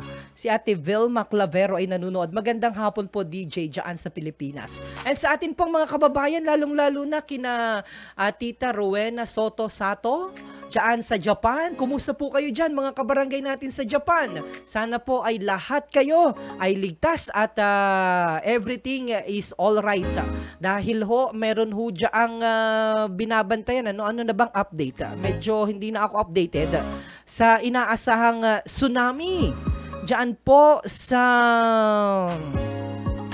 Northern Island ng Hokkaido, matapos po na magkaroon ng 8.7 magnitude na lindol na tumama po naman sa may bahagi ng coastal area ng Russia umaga po ng Wednesday o ng Miyerkules. So yan ho yung binabantayan ho. Anong oras yan? binabantayan ho yung lagay ng karagatan dyan sa may bahagi ng Hokkaido, Japan, dahil nga po mayroong banta dyan ng tsunami. At medyo mataas po ito dahil kanina nga po ay nagkaroon ng 8.7 magnitude na lindol na tumama po sa coastal area ng Russia. At dito po sa may bahagi ng Visayas region ay nakaantabay po ang DOST Pag-asa sapagkat binabantayan din po ang karagatan. Medyo malayo na pero posible daw po ito dahil sa lakas ay posibleng tumama at maapektuhan. Pero tayo po ay nananalangin na ang lahat ng ito po ay hindi na makarating dito po sa ating lalawigan ng Marinduque. Panginoon, kayo na po ang bahalang pumatnubay at gumabay sa amin pong bansang Pilipinas at sa mga mamamayan po nito. Nanawa ang lahat po ng kalamidad na posibleng tumama o tumama po sa amin, huwag nyo na pong pahintulutan. Gayon din po, huwag nyo nang pahintulutan pa na tumama pa ito sa ibang mga bansa. Lusawin mo na po ito, Panginoon. Tuluyan mo na po itong pawalain para ang lahat naman po ng iyong mga anak ligtas palagi sa tuwi-tuwi na. Once again, special shoutout po sa lahat ng mga taga-PCG sa pangunguna po ng aming CO na si CO Romea, and gayon din po sa aming DAS na si Attorney Ivy Rio Florido Diaz. Gayon din po special shoutout kay Attorney John Garcia, and of course sa atin pong mga kasama sa Philippine Coast Guard Auxiliary 510 Marinduque Squadron. Aye sa inyo. And ang aking pagsaludo sa lahat. Muli po sa pangalan po ng bumubuo sa Marinduque News Network, ako naman si DJ Myong. At ang bayan po pala ng Buwak ay nag-aanyaya sa ating mga kabarangay na sana po kayo ay makiisa sa gaganapin po natin na pagunita sa 125 anniversary ng Labanan sa Paye, ng anibersaryo ng makasaysayang Labanan sa Paye. Ito po ay gaganapin bukas, July 31, dyan po sa Barangay Paye, sa Buwak, dito po sa bayan ng Buwak. Sitio Paye pala. Tama ba? Sorry, mali po ako ha. Naku, mamamali na naman ako. Kita'y mababash na naman. Meron pa naman kitang basher. Diyan ho sa may bahagi ng Hoy, ba't natawa yung aming kasama dito na taga-Mugpog? Ay nako. Huwag naman ganoon. Kita po ay magtulungan para sa kabutihan ng ating mahal na bayang ng lahat ng ating lalawigan ng Marinduque. Ito po ay aking pag kayo po ay magabash, siguraduhin nyo po na kayo po ay merong natutulong. Na siguraduhin nyo po na kayo po ay nakakatulong. Hindi po yung kayo po ay puro destructive criticism. Ay magaon lang naman papaano mo naman nasabi na destructive yun? Oo, hanggat hindi po kayo nakakatulong, destructive po yun. Tumulong ho kayo. At para naman ang atin pong organisasyon din ay patuloy ho na makapagsilbi sa atin pong mga kababayan. Puro batikos. Tumulong din, gumawa rin. Yan. And balikan ko lamang ho yung Labanan sa Paye. Ay, nako, baka na naman kita i-content nito. Wala ka na bang mai-content, ha? At sabi nung aming director, DJ, tama na yan. Joke lamang po yun, ha? Peace! Hindi naman ako napakita nung ating nag-peace na nga ni ako, ay peace! I love you, mama! Chup chup! Yan ang tawa din nung aming assistant, future to be assistant director. Alam mo ikaw yun, ha? Magpaputi ka muna. Ay nako, oras na po para tayo ay kumain ng hapunan. Oras sa Pilipinas at sa buong kapuluan. 37 minutes after 6 in the evening. Ako pa rin po ang inyong DJ Myong. Yanong ligat, yanong yabo. Tuwan-tuwa si Direk. Napakamusta ka, Kat? Ni Jopay. Nagkakagulo na po dito sa estasyon. Kaya takot na takot po sila kapag ako po ay nandito at hawak at nandito po sa ating DJ booth at tangan-tangan ng mikropono sapagkat minsan ho talaga ang akin pong ang mga salitang namumutawi sa aking mga labi ay minsan no hindi mapigilan. Pero ako po ay nagpapasaya laang sa inyo po mga kabarangay. Na-miss ko lamang po talaga mag-broadcast at mag-DJ. Kaya sana ho sa mga darating na araw kung kayo papayagan ng ating technical specialist na si Mr. James Chan, Magdorolang Chan, at kaya lang po ito'y perming na nagareklamo. Dahil kagaya kanina, biglang ura-ura damasalang, ay di hagod-hagod na po sila. Bahala kayo dyan. Di yung mga OJT, natingnan ko lamang, hala, mag-ano kayo dyan, magmamar. Gayaan. Anyway, by the way, ang atin pong oras ay inihahatid pala sa inyo ng ating mga program sponsor sa pangunguna po ng ng Market Point Hotel. Sino ba yung mga bayad natin dyan? Bayad na plaka.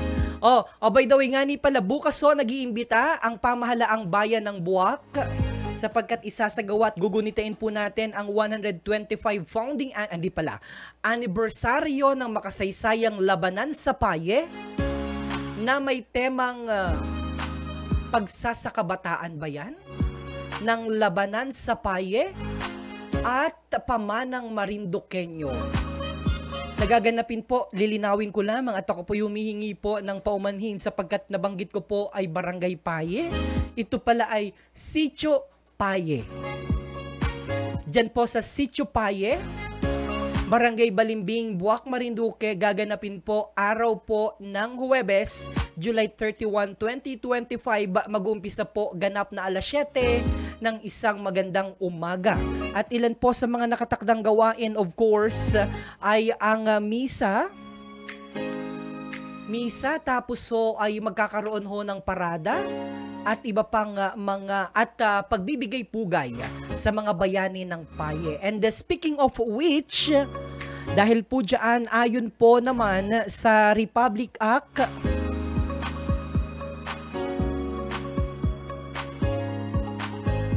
na nilagdaan po ng palasyo ng Malacanang ay sinasabi po na wala pong pasok bukas ang atin pong mga estudyante, lahat ng antas, gayon din po ang mga nasa gobyerno. Discretion na po ng mga nasa private sector kung papayagan ho o gugustuhin nilang papasukin ang kanilang mga empleyado bukas. Dahil special non-working holiday po bukas. Ayon po yan sa Republic Act number 9749 kung saan ay dineklara nga po ang nasabing petsa bilang Battle of Paye Day o pagunita sa araw ng labanan sa Paye. Kaya kaugnay po nito ay tayo po ay magsama-sama diyan naman po sa Sitio Paye, Barangay Balimbing, Buwak, Marinduque. And a special shoutout din po sa aking kapatid. Sayang, sana ay may forward daw ako dahil mabilis lamang ito. Pagawaan ko lamang ng sobrang bilis na presentation. Ayan, kagaya niya, nagugulat na naman agad sila dahil may mga pagarnya na naman na mga update. Hindi nila alam at hindi ko sinabi kanina sa kanila. O, diyan, kagulo na naman sila. Ito'y malapit sa aking puso kaya sasamantalahin ko ang pagkakataon na ako po ay naka-live para naman i-present po sa inyo dahil proud na proud po ako sa akin pong kapatid. Dahil ako po talaga dapat ay wala po dito ngayon. Dangan lamang po at hindi po ako makaalis dahil po sa ilang mga personal na kadahilanan. Kaya naman akin pong sasamantalahin ang pagkakataon na ito para naman po batiin ang akin pong kapatid. Yan, dahil ako po dapat ngayon ay nasa kabila para dumalo sa napakahalagang gawain ng akin pong pangatlong kapatid. Ako po'y napakaasahan ng maigi. Pero dahil nga po sa napakarami pong mga obligasyones, ay naito po ako sa ating lalawigan pa rin at hindi po ako nakadalo sa isa sa mahalagang gawain ng aking kapatid na pangatlo. Kaya naman habang hinihintay ko po yung amin pong ipapakita sa inyo at ito po yung regalo ko na rin sa akin pong kapatid, babatiin ko po muna kayo mga kabarangay. Ano po? So, asama mo si ama at saka si nanay ha, para mas maganda ang ating laban. Alright, so ngayon po di congratulations din po pala ano. And si mga kababayan natin, diyan pa rin po si ano bang update? Ruby Watiwat, ano ba ang update diyan? And gayon din po si Daisy Pilar.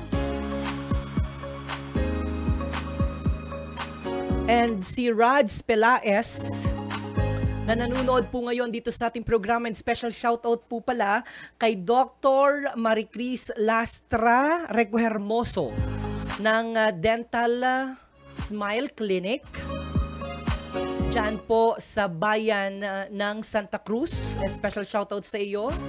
And of course, sa lahat po ng ating advertisers, maraming salamat po sa inyo. Oras po sa Pilipinas. Nako, nakalimutan ko. Bukas po pala magkita-kita kita sapagkat piyesta po pala sa aming bayan ng Torrijos sa poblasyon. Bukas po ng bukas July 31. Kapiyastahan po ng San Ignacio de Loyola.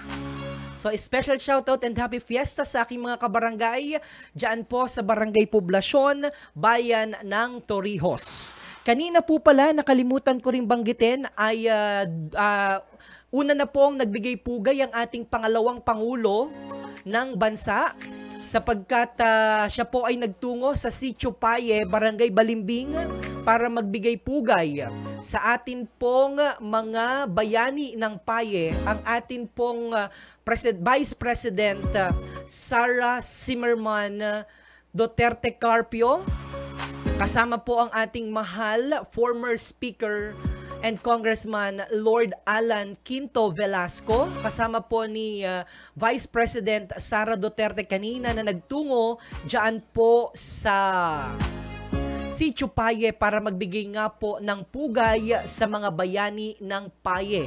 At siya din po kahapon ay nagtungo naman dyan po, sorpresang nagtungo sa isa sa bulubunduking bahagi na barangay ng Talawan sa bayan po ng Torrijos para naman po magbahagi ng mga backpack sa mga mag-aaral doon at kumustahin din po ang ating mga kabaranggayan sa nasabi pong komunidad. Yan po ay dyan sa Barangay Talawan, Torrijos, Marinduque. Alam niyo po itong Talawan, napakahirap po nitong puntahan nung araw. And ngayon, sa tulong naman ho ng ating past administration, kahit papaano ay nagkaroon ho ng pagsasaayos ang mga daan at nakakapunta na ho tayo dyan ng medyo maalwan-alwan.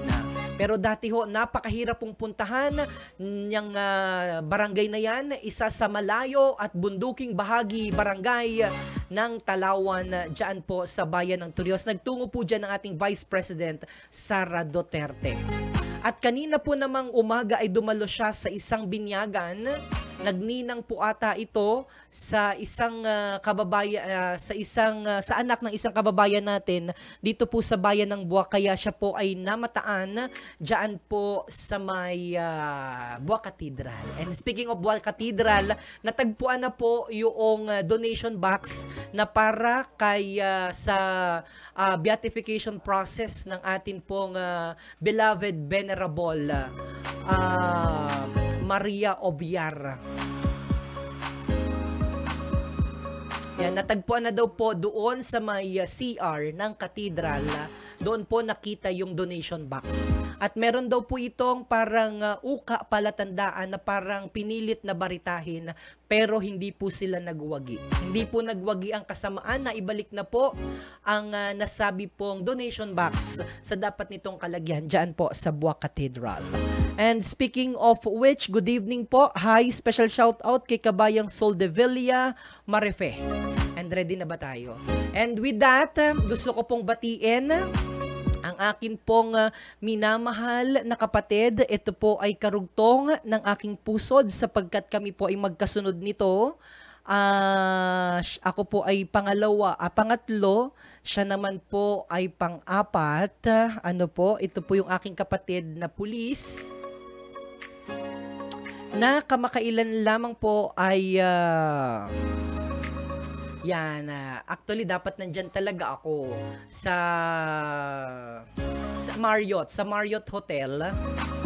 Apparently ay hindi ako nakadalo sapagkat nga meron ibang mga obligasyon na kailangan ko pong puntahan at asikasuhin. Yan po yung aking pang-apat na kapatid. Yan, a special shout out sa iyo sapagkat siya po ay graduate ng master's degree. Pangaluan na po niya itong master's degree. Yung una po ay nung 2018, yung aking kapatid na yan na pang-apat ay yan po yung pulis. Yung si nanay po yung nandun sa pinakadulong bahagi. And then, yung kapatid ko po na pang-apat, and then si ama po. Si ama po ay, ganyan po yung itsura niyan. Yan po yung akin palang yung aking long sleeve yan, sinuot ni ama, yan pong tatay ko ay nagadialysis, kaya ganyan po yung kanyang itsura. Pero pinilit niya po na makapunta dun sa Marriott para po makadalo doon sa sa graduation ceremony ng aking pang-apat na kapatid. And then, yung isa ko din naman pong kapatid, yung pinakabunsuho, yung balik mo sa kabila, yung pinakabunsuho na kapatid ko ay nakapasa rin sa Napolcom. So hopefully makapagpulis din ho na soon, very soon. So ito pong aking kapatid na yan ay graduate ho. Una yung graduate ng kanyang master's degree noong 2018. Ang kinuha niya po ay Master in Public Management and Governance o yung MPMG. Tapos nito nga pong July 29 ay graduate po ulit siya sa pagiging o kumuha po siya ng Master of Science in Criminal Justice. Yan. So, dalawa na yung kanyang degree sa masteral. And pakita mo pa yung sunod sapagkat gusto ko ring batiin yung kanyang napakabait na katipan. Yan. Parehas po silang pulis. Pero po siya naman ay naka-assign sa SWAT, si The Boy. Ang aking napakabait po na sana nga ni ay magpakasal na yung dalawang yan, pero ayokong i-pressure. Yan, and congratulations, talagang sabay sila sa kanilang journey. Sana all, di ba, Christine and James, dapat sabay mangarap at sabay tuparin ang pangarap. So kagaya ng aking kapatid na yan, kapatid ko po yung babae. And yung isa naman po, sobrang mahal na mahal po yung mga magulang namin, si ama po at saka si nanay. Sobra, tsaka close po, yaan, yung family niya, nung lalaki at saka po sa amin.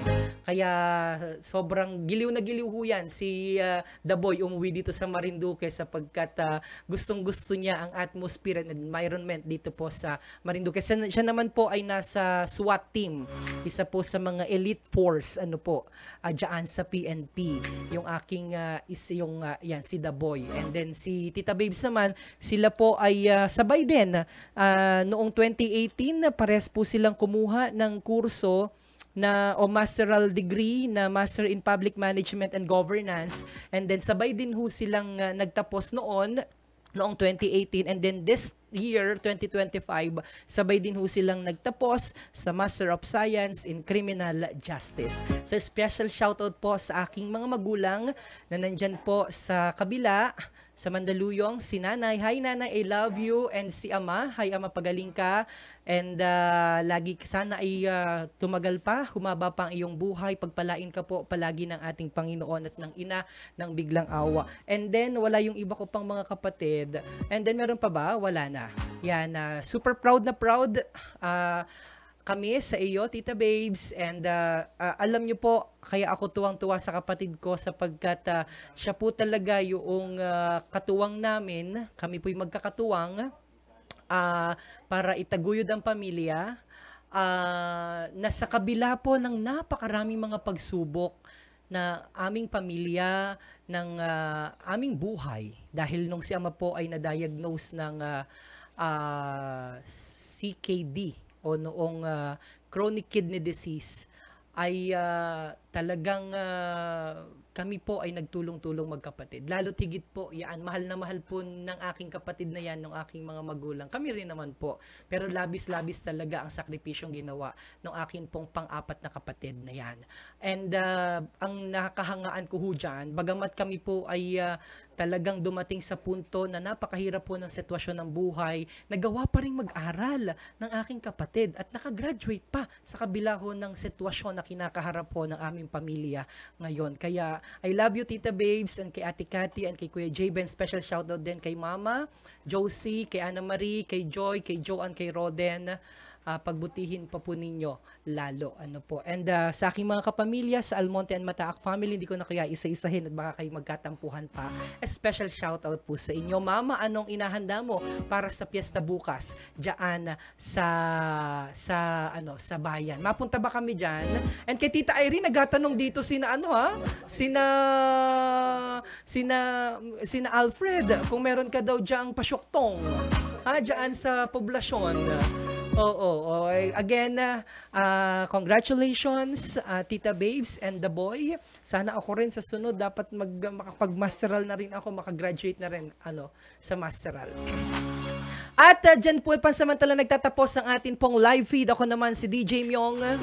Special shoutout pala kay Auntie Velma and kay Uncle. Gusto ko palang linawin, huli na po pala ito. Last na, promise, last na. Kasi marami pong nag-chat sa akin at nag-congratulate po doon sa bago pong, and tumawag po sa akin pala kanina si Uncle ko. Dahil may gusto lamang po kaming linawin tungkol po doon sa naipost po na bagong high school diyan po sa Barangay Puktoy, Buwak, Marinduque, kung saan ay pinalagyan daw po pala yun pong lupa na donasyon ng pamilya Mataak ng tarpaulin. Ay yun po pala ay medyo hindi naitimbre sa aking Uncle June. Ay ngayon ka pinaliwanag ko kasi nakalagay ho dyan at base dun sa article na sinulat ko ho kahapon ay ganito po ang sitwasyon yan, yan po'y aking lolo, yung Romeo Mayorga Mataak. Yan po ay isang dating guro at tagapagtaguyod ng edukasyon dito po sa bayan ng Buwak. So, sa kanya po pinangalan, kasi may mga nagtatanong ho dito, bakit daw ho pinangalan sa Romeo Mataak yung National High School samantalang ito po ay publiko. Okay, linawin ko po, kasi kanina ko lamang po tumawag ho sa akin ng aking Uncle Celso Mataak. Linawin ko po na bagamat naglagay po dyan ng tarpaulin at sinasabi po na funded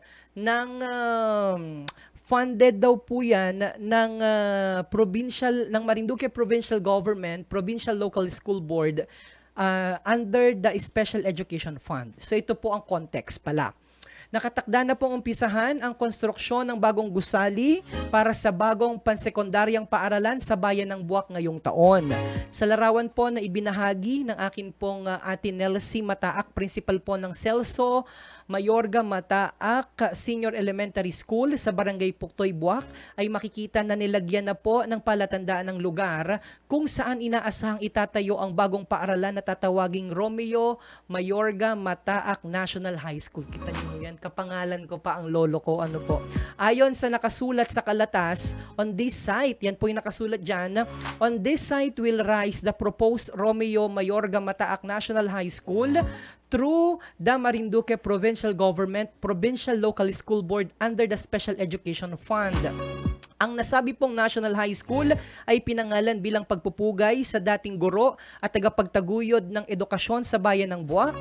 Ang amin pong lolo na si Romeo Mayorga Mataak, habang ang lupa na pinagtatayuan ng gusali ay pinagkaloob ng pamilya Mataak sa lokal na pamahalaan para magsilbing instrumento sa pagkatuto ng mga kabataan sa naturang lugar. Linawin ko po ito mamaya, sa pagkakaroon po ng pampublikong sekundarya sa Barangay Buktoy ay mabebenepisyuhan ang nasa higit 5 katabing barangay sa Buwak, kagaya ng Tumapon, Barangay Banban, Sawi at Malbog. Sa kasalukuyan ay dumarayo pa sa bayan ang mga mag-aaral mula sa nasabing mga komunidad upang doon magpatuloy ng high school. Ulitin ko po, ang nilagay ko po dyan lamang kasi ay yung lupa, donasyon po yun ng pamilya Mataak sa pamamagitan po ng aming Uncle Celso Mataak at Auntie Vilma Mataak. Tapos nilagay po dyan na funded daw po yung gusali ng Marinduque Provincial Government, Provincial Local School Board under the Special Education Fund. Ngayon, tumawag po sa akin kaninang umaga yung aking uncle at sinabi po niya na ang lahat po ng gastusin sa pagtatayo po ng building, ang gagastos po ay ang pamilya Mataak sa pamamagitan po ng magkakapatid, kina Uncle Celso, sina Auntie Vilma, sina Auntie Ami, sina Uncle Dante at marami at yung iba pa po niya mga kapatid na hindi ko na po mabanggit yung iba. So sila po lahat ang nag-contribute sa pagtatayo, and as a matter of fact, nagpunta na po dyan yung aming private engineer para naman po tingnan at para i-finalize na yung building. So ibig sabihin, solely funded by the Mataak family through Uncle Celso. Parehas po yun, lahat po yun, mula po doon sa lupa na katitirikan hanggang doon po sa establishmento na gagawin. Ibig sabihin yung gusali, yung paaralan mismo, dodonate ho mismo, galing po sa pamilya Mataak. Now, paano ho nagkaroon ng tarpaulin doon at sinasabi na it will be funded by the provincial government through the Provincial Local School Board under the Special Education Fund. Ngayon, nagkaroon po ng concern kasi mukha, ito aking pag-aano lamang naman po, base ho sa ilang impormasyon na natanggap ko po na meron din po palang pondo na nilaan ang provincial government. So yan po ay it's a welcoming opportunity for us, lalong-lalo na ho kina Uncle Celso, na at least meron hong tulong na ibibigay na pondo ang provincial government. Just that, hindi po ito na-communicate sa pamilya, kaya po nagulat po sila, ang aking Uncle Celso at ang kanyang mga kapatid, na biglang solely, parang lumalabas kasi na solely funded by the provincial government. Pero siguro nagkaroon lang ho ng miscommunication at sana mas maganda na mas maipaabot agad na meron din po palang fund na inilaan ang provincial government. So on behalf of the Mataak family, maraming salamat po dun sa tulong na ibibigay din po ng provincial government para po maitayo yaang nasabi pong paaralan. Pero bago ho yan, ay meron na pong inilaang pondo ang pamilya Mataak galing po sa kanilang mga personal na packet para naman po doon sa istruktura mismo. So ibig sabihin, yun pong lupa, yun pong structure, yung building will be funded by private ng Mataak family.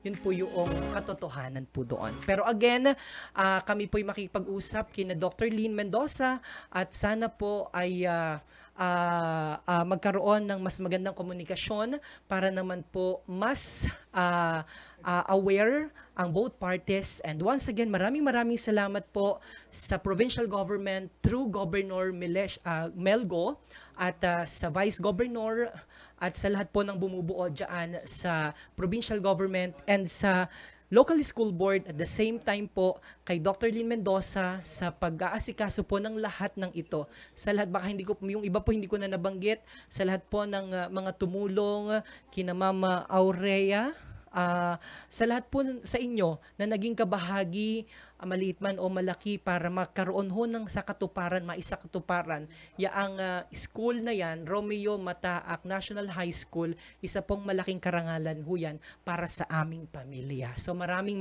salamat po sa inyo dahil kayo po ay naging katuwang para sa mga susunod ho na mga taon ay maging operational na po ang Romeo Mayorga Mataak National High School na malaking kapakinabangan diyan po sa mga bata na nandun po sa mga barangay na nabanggit ko, sapagkat medyo malayo po yung barangay na yan. At yung mga bata po diyan, pagkatapos po nila ng high school, ng elementary, napunta pa po sila dito sa bayan at dito po sila napasok. Samantalang kung magkakaroon ho ng National High School diyan, yan po ang sasalo doon sa mga barangay na nakapalibot sa Barangay Puktoy, kagaya ng Banban at iba pa, para dyan na po mag-aral sa Romeo Mataak National High School. Diba, Alfred? Ang ganda.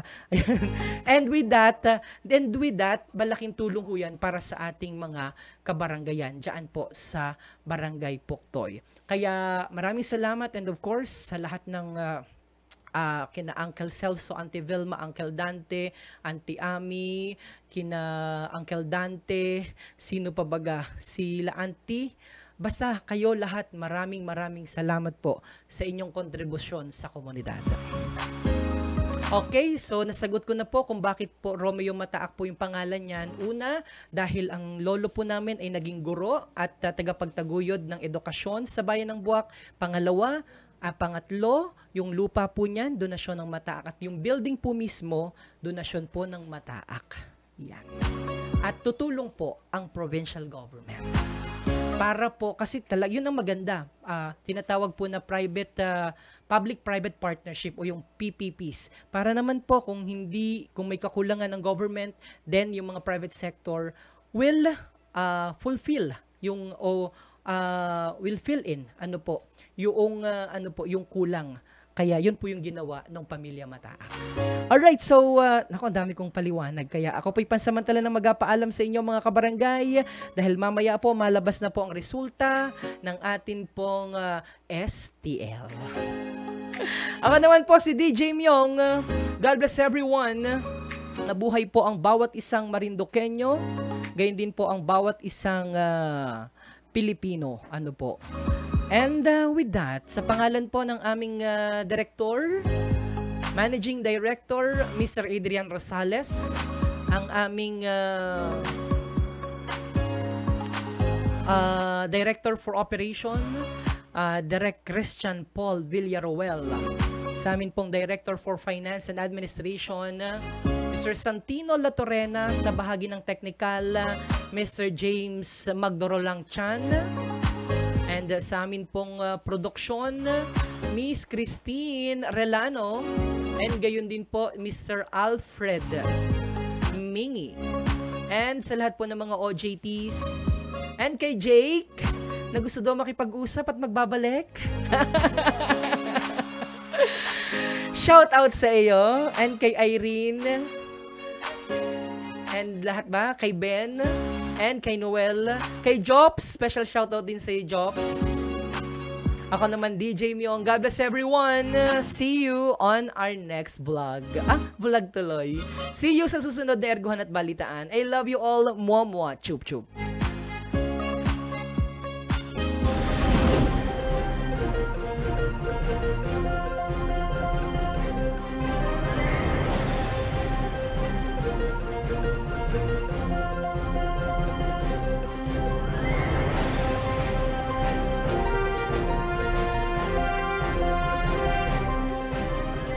Mapagpalang araw, lalawigan ng Marinduque.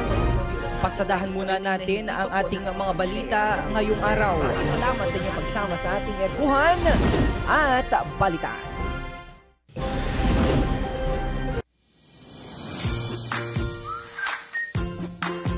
Naghahanap ka ba ng e-bike na malakas at e-bike na di kalidad? Sa shop ng Easyway, magtungo na agad. Available ang 2 wheels, 3 wheels at 4 wheels. Mayroon ding in-house na technician na talagang magaling at walang katulad. Presyong pangmasa, bili na para hindi ka na maglalakad. Bisitahin ang kanilang shop sa Barangay Mangiliol sa Bayan ng Gasan.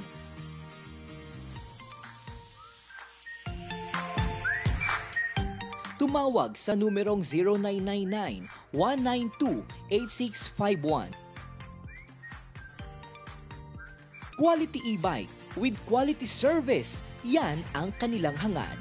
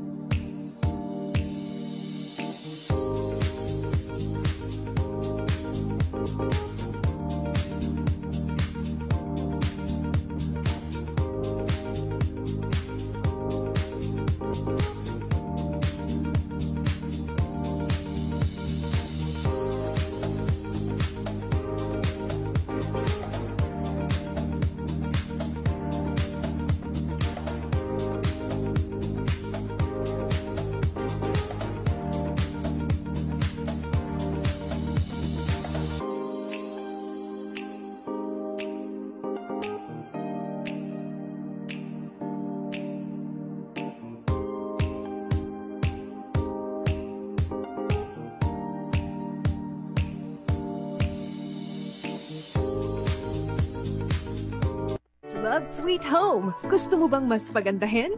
Start with your furniture. NOV Home Improvements Marinduque will help you make your home extra cozy and aesthetic. We offer modern laminated cabinets maker, all kinds, original Korean window blind supplier, granites and quartz supplier and installer, WPC wall accent installer, home CCTV, and more. NLV Home Improvements Marinduque. Experience high class of living with high quality cabinets at home.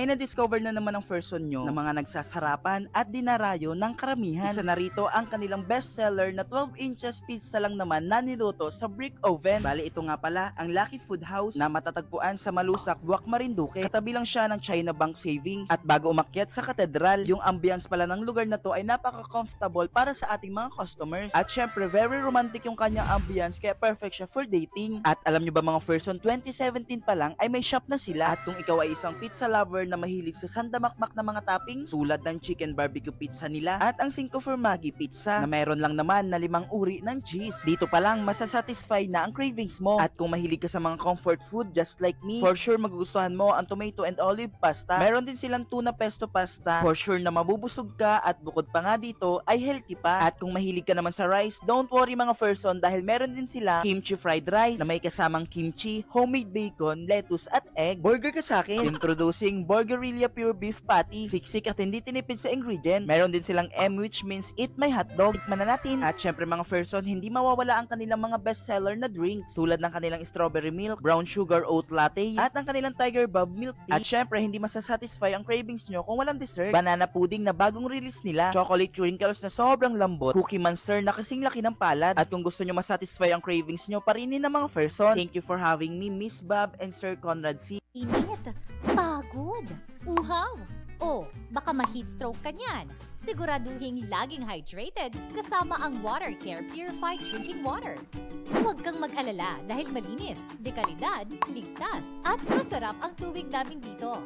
Regular din minomonitor ng local health official, pasado sa microbial potable water at physiochemical analysis water na isinagawa ng DOH accredited laboratory. Water Care Purified Drinking Water satisfies your thirst, cares for your health. Order na!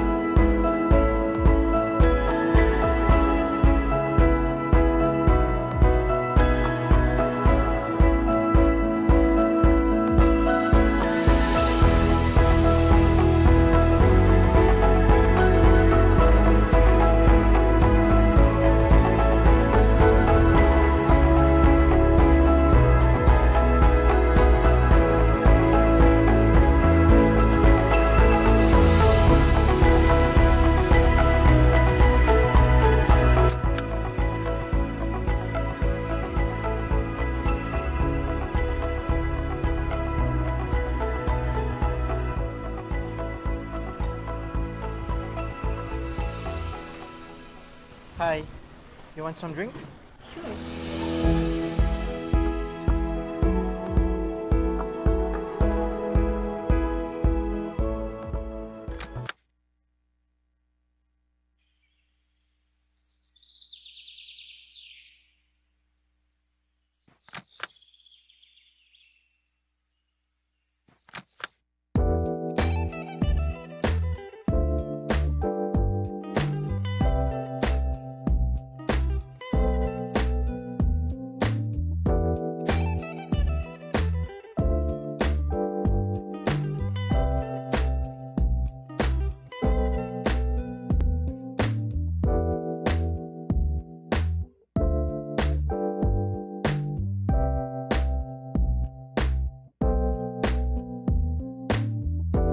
Dream Favor Travel and Tours. Why travel with us? DOT accredited tour operator and tourist transport. Trained tourist drivers and tour guides. Priority on safety. Your dream tour will be favored. Dream Favor offers a wide range of services including van rental, tours, airline ticketing, and more. What are you waiting for? Book a tour with us now. Check our available packages at. For inquiries, call or text 0969 517 6325 or kindly visit our Facebook page at Dream Favor Travel and Tours. We are located at 21 Santol, Boac, Marinduque.